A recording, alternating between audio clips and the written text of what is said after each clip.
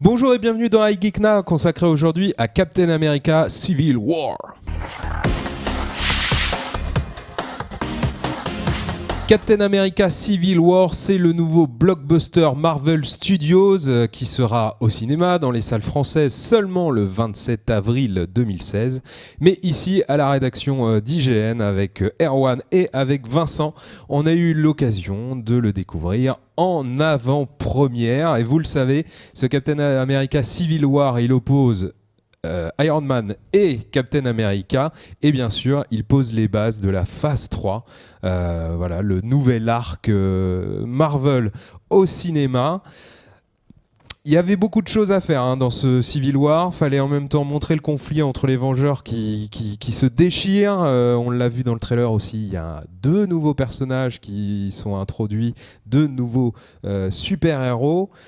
Il fallait aussi un vrai méchant. Il fallait aussi un vrai méchant. Erwan, Vincent, votre ressenti là, à quelques heures du visionnage de ce nouveau film Marvel?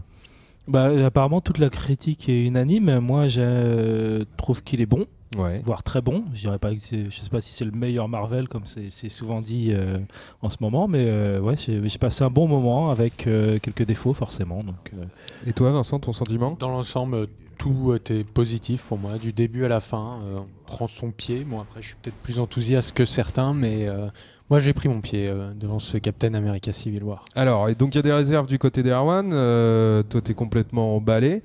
Qu'est-ce qui, du coup, t'a enthousiasmé un maximum avec ce nouveau film? Ce qu'il faut savoir, c'est que déjà, je suis pas un lecteur des comics, donc on va dire que je le vois sans les a priori qu'on peut avoir en tant que lecteur. Ici, je suis pas un gros mais j'ai beaucoup adoré, par exemple, beaucoup adoré le Winter Soldier. Ouais. Et c'est vrai que là, on passe quand même à un niveau au-dessus, avec un petit mix entre ce qu'on a vu donc précédemment dans les autres Captain America, avec un soupçon, même une grosse pincée de Avengers. Donc on en prend plein les yeux. C'est vrai que voilà, c'est un divertissement qu'on apprécie de regarder, où on prend plaisir vraiment à voir tout ce qui se passe à l'écran. Parce que tu en parlais, Winter Soldier, c'est le précédent film des frères Russo qui réalisent ce nouveau film Captain America, et l'une des particularités de ce film, c'est qu'on avait affaire à un thriller, à quelque chose de plus grave, de plus sérieux, là où par exemple dans les films de Joss Whedon, on a quelque chose de plus divertissant, peut-être de plus léger, de plus grand spectacle. Et finalement, Erwan, je sais pas ce que tu en penses, est-ce qu'on n'a pas avec ce Civil War une alchimie qui fonctionne bien entre finalement le côté un peu plus léger des Whedon et puis la nervosité du cinéma des frères Russo? Le côté léger, il est toujours présent, il est mieux géré en fait, il est mieux distillé, il est mieux manager, tu vois, entre les différents personnages. En fait. Déjà, j'ai trouvé que par rapport à Age of Ultron, qui avait déjà une grosse galerie de personnages, il y avait en plus Vif Argent, Vision, la sorcière rouge qui arrivait.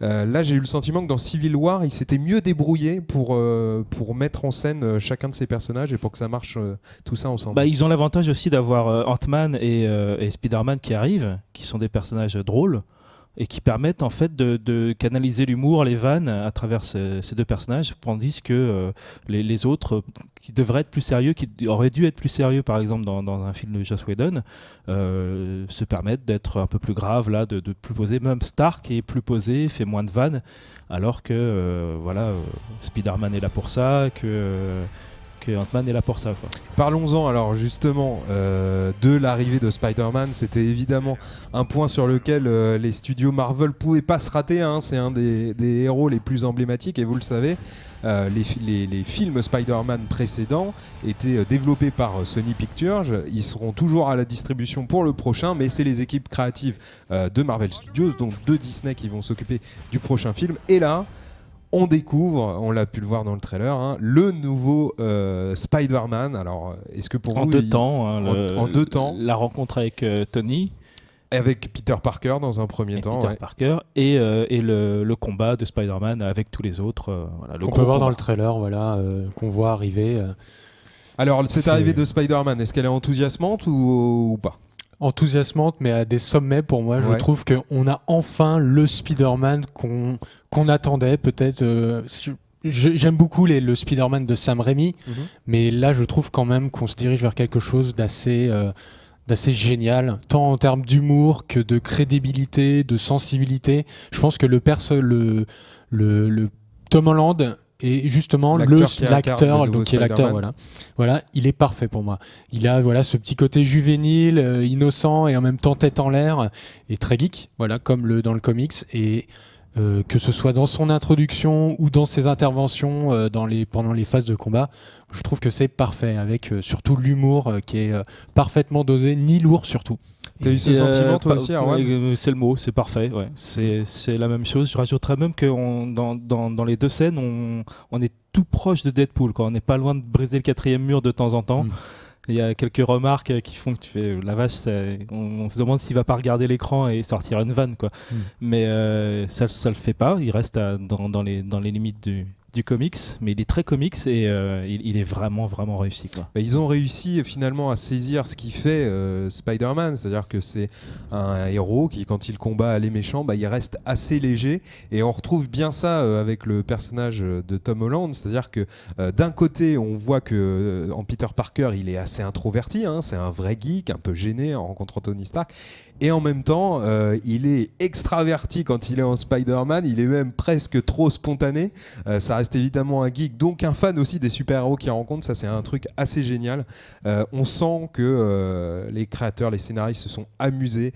Il y a une ou deux répliques qui sont absolument géniales, qui sont méta, dont on vous laisse la surprise, mais qui font vraiment plaisir. La Panthère Noire aussi, c'est un des nouveaux personnages qui a été introduit. Est-ce qu'il vous a fait le même effet que Spider-Man ou un peu moins, un peu plus ? Je le trouve réussi, mais il est très en retrait, en fait. Il a un rôle dans toute la confusion du scénario, dans le thème de la vengeance. Il a un rôle important, mais du coup il est en retrait très longtemps parce qu'il est censé changer à un moment où voilà, donc il fait partie du scénario. Il est là pour ça. Il a un rôle trop spécifique pour briller ailleurs, en fait. C'est ton avis aussi, Vincent ? C'est un peu mon avis. C'est vrai que j'ai un peu de mal à me projeter dans un film solo avec ce personnage. Je pense qu'aussi c'est le fait qu'il arrivera dans les années à venir. Voilà, c'est déjà prévu. C'est prévu.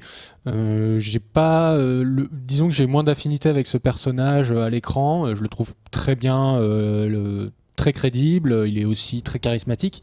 Mais c'est vrai qu'on a un peu moins de mal à s'attacher à ce personnage. Ce n'est pas Spider-Man. C'est vrai que Spider-Man vole la vedette. Alors justement, c'est la question. Est-ce que finalement, même si avec cette arrivée de Spider-Man, on est enthousiasmé, même si, vous le verrez évidemment sur grand écran, on a peut-être la bataille la plus impressionnante, c'est un vrai fantasme de geek entre les différents super-héros. De ce niveau-là, on n'est pas du tout déçu.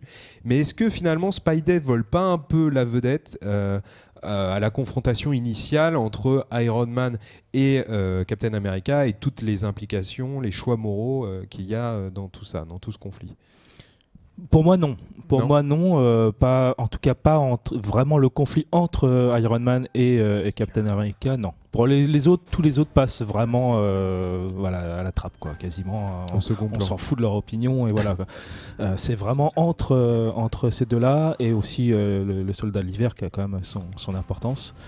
Mais après, moi j'aurais un bémol sur ta remarque par rapport aux autres personnages, parce que je trouve justement que l'une des grandes forces de Civil War aussi, quand on le compare par exemple à un Batman versus Superman, où on a vraiment l'impression que c'est des marionnettes et c'est genre bon, Batman ça fait ça, Superman il doit faire ça.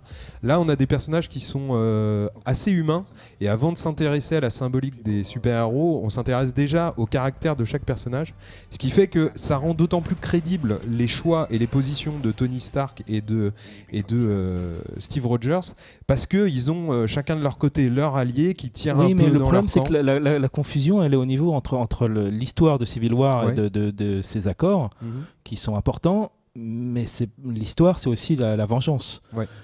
Et cette histoire-là prend le pas sur l'autre. Et donc, en fait, c'est vrai qu'il y a les accords passent. Tu parlais des accords, en fait, c'est un peu derrière, quoi. En gros, les Nations Unies proposent, imposent à Captain America et son équipe de répondre à certaines conventions. De contrôler tous les super-héros, voilà. en fait. En gros, ça serait les Nations Unies qui décident, vous allez là, vous faites ça, ou vous le Mais bon, faites pas. Au moins, le message passe. Il y a plusieurs références. Les deux sont liés. Vraiment, le thème de la vengeance et ce problème des accords, les deux sont liés.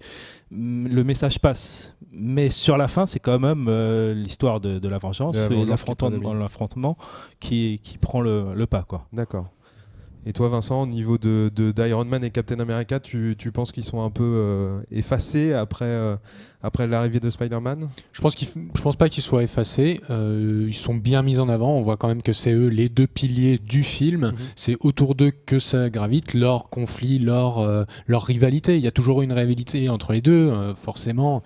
Mais je te rejoindrai plus sur le fait que les personnages, que ce soit Romanoff, le Faucon, on voit quand même, on ressent quand même leur position au sein du conflit. On sait quelles sont leurs motivations.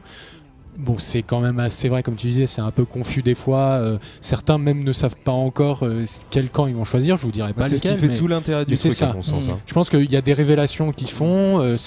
En même temps, le questionnement se fait aussi bien du côté des téléspectateurs que chez les héros pendant le film, pendant tout le film. C'est-à-dire, certains vont être droits dans leurs bottes, vont dire non, d'autres vont dire oui, mais je suis pas encore trop sûr. Ouais. Donc ça c'est bien de savoir qu'il y a une évolution du début à la fin du film, et c'est ce que j'ai apprécié aussi, c'est que c'est pas fixe.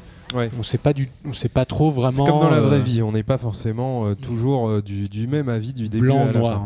fin. En tout cas, ce film, il propose de belles choses pour la phase 3 à venir. C'est vrai que là, les cartes sont vraiment rebattues. Dans la critique sur IGN, vous le verrez aussi, on considère que le film est un peu divisé en deux parties et que finalement, à un moment donné, ça se rejoint et ça fait un mix. Il y a des longueurs, moi je trouve qu'il y a des longueurs, c'est ce que j'ai trouvé aussi, mais qu'il y a un mix finalement à un moment assez convaincant entre le cinéma un peu nerveux des frères Rousseau et très celui bonne baston, plus léger très de physique. Whedon. Et des bastons extraordinaires. Une baston dont on reparlera, je pense, longtemps. En tout cas, défi réussi à votre sens pour ce Civil War, vous le recommandez Très réussi, ouais. De même. Pas pour toutes les scènes, mais il y a des choses qu'il faut voir absolument. C'est ça.